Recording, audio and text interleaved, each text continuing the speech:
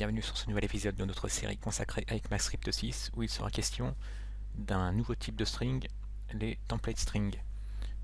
Alors comme c'est le cas dans beaucoup de frameworks JavaScript, il est possible d'avoir des templates un peu sophistiqués avec des retours à la ligne, des choses comme ça, et des variables, et on va se rendre compte que maintenant ECMAScript 6 propose nativement des templates plus sophistiqués que des simples chaînes. Donc voyons par exemple, allez, on va dire qu'on va créer un speech, un petit discours.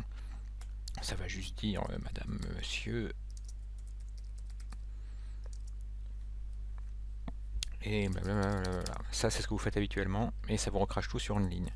Ben maintenant, avec ce nouveau type de chaîne, il suffit simplement de taper Alt-GR7. Alors ça c'est sur Windows.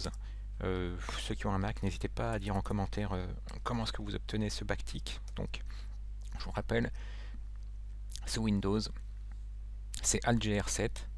Et ben du coup, on peut très bien faire des retours à la ligne.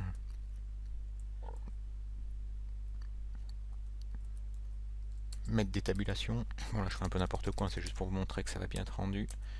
Faire encore des sauts à des lignes vides, et puis on se met un petit cordialement à la fin. Bon. Ça obtiendra pas le premier prix de la présentation de texte, mais bon, c'est pas grave. On fait un petit console.log pour voir comment est-ce que ça va être rendu. On sauvegarde. Alors on ouvre dans le navigateur. J'avais déjà ouvert là.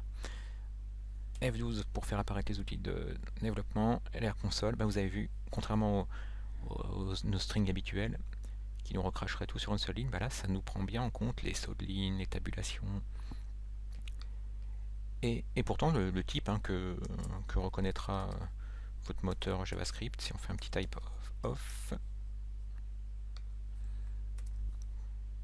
c'est bien une string.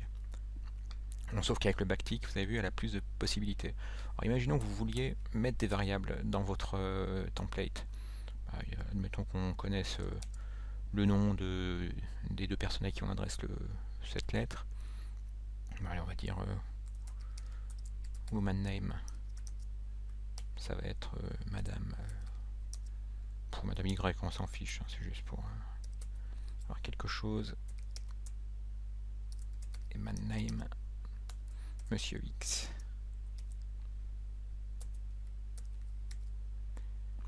Et voilà, du coup, pour pouvoir mettre des variables dans un template, il suffit d'utiliser un $, accolade, ouvrante, accolade, fermante, et de mettre ensuite le nom de notre variable. Alors ici on met woman name, et à côté, toujours pareil, $, accolade ouvrante, accolade fermante, et dedans la variable qu'on veut interpréter. On sauvegarde, on vire le type off pour voir le résultat que ça va donner. Et là vous avez vu madame Y, monsieur X. Bon, je vais mettre, ça fait un peu bizarre comme ça, cette madame Azerty, monsieur QSDFG. C'est pour vous montrer que ça peut très bien avoir plusieurs caractères. Voilà. Enfin, un dernier point intéressant avec ce nouveau type de string, c'est la possibilité, par exemple, d'avoir encore plus de contrôle sur votre template. Imaginons que je crée une fonction que je vais appeler processTemplate. Là, vous êtes libre de donner le nom que vous voulez. Alors, ce qui est un peu moins intuitif, c'est qu'on ne met pas de parenthèse ouvrante, parenthèse fermante. C'est qu'on met le nom de notre fonction devant le backtick. On va créer cette fonction.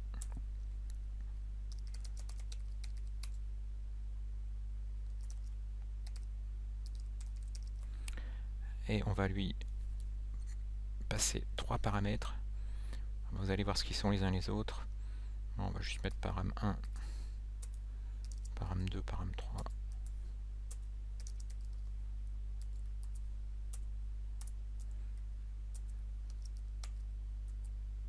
Et on va faire un console.log sur chacun d'eux.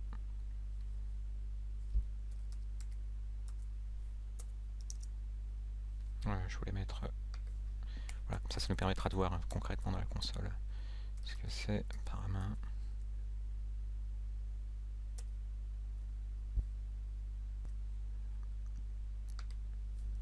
On rafraîchit et on voit que param 1, ça représente tout le texte brut. Vous avez vu, c'est un tableau qui a 3 éléments, 3 strings. Donc ça prend en compte également les retours à la ligne, les tabulations.